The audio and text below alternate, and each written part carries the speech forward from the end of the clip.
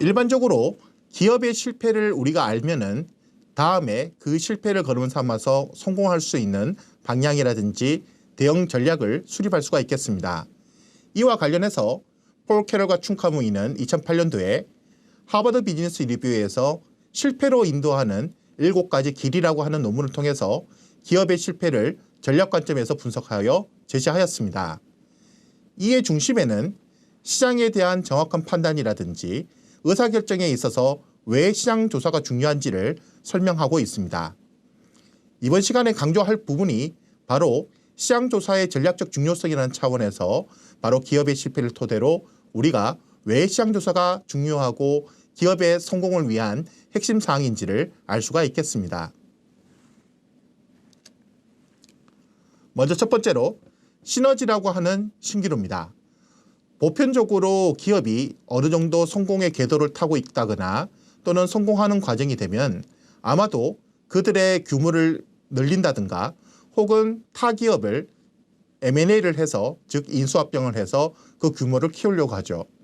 그 과정에서 가장 많이 인식하고 있는 것이 뭐냐면 바로 저 기업과 우리 기업이 합병을 한다면 즉 규모를 키운다면 좀 더 나은 사업자가 될 것이다 라고 하는 그런 환상에 심어져 있는 경우가 많습니다. 본 사례에서는 보통 우리가 보험회사라고 할 수 있는 운원과 프라비던트라고 하는 1999년도에 있었던 합병 사례를 가지고 설명을 드리겠습니다. 보편적으로 기업은 자신들의 조직 문화라든지 또는 사람들의 구조라든지 또는 나아가서 그들의 고객이 각각 독특한 특성을 가지는 경우가 많죠. 두 개 다 보험회사라고 하는 점은 같았지만 그 상품은 서로 달랐던 겁니다. 즉 운엄이라고 하는 회사의 영업 인력은 법인 영업을 중심으로 해서 기업 고객을 대상으로 하는 기업이었고 프라비던트는 개인 고객을 대상으로 하는 영업 조직이었던 거죠. 즉 완전히 다른 사업 모델이었음에도 불구하고 그들이 합병을 함으로써 규모의 경제, 즉 규모로서 그 시장에 대한 지배라든지 또는 사업자로서의 위상을 갖추려고 노력을 했던 거죠. 그렇지만 상이한 기술과 상이한 고객 또 상이한 접근법을 가지고 있기 때문에 전혀 협력할 필요도 없고 또 교체 판매를 위해서도 그런 필요성이 전혀 못 느끼고 있는 것이 문제였던 것입니다. 자, 그래서 두 회사가 합병을 할 때는 어떤 문제가 발생하냐면은 비용도 비용이지만 복잡한 문제가 많은 거죠.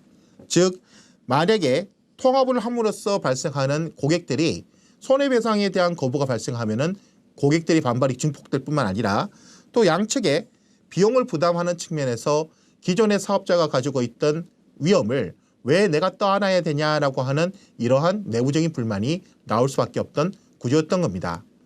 결국 연이은 법정 소송으로 인해서 운암피라던트, 프라비던트 즉 두 개의 합병된 회사는 기업 이미지라든지 재정적인 측면이라든지 큰 타격을 입을 수밖에 없는 그런 상황에 빠지게 된 거죠.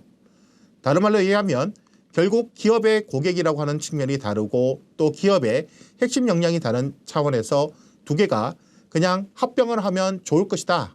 즉 시너지가 발생할 것이다 라고 하는 이 신기루 때문에 결국 이 기업은 좋지 않은 결과를 가지게 되었던 겁니다.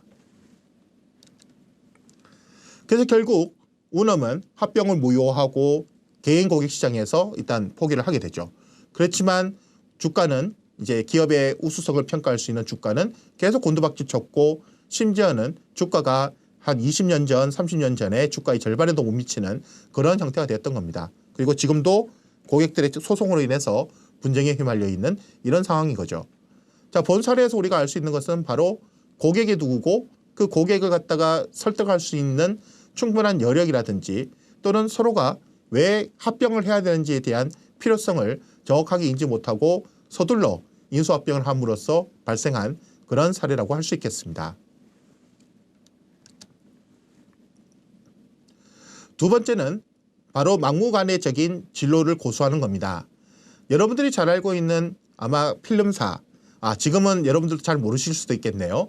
이미 디지털 카메라가 보편화되어 있고 옛날에 필름이라고 하는 것을 갖다가 좀 인지를 못하실 수 있기 때문에 본 사례가 조금 안 와닿을 수도 있겠습니다.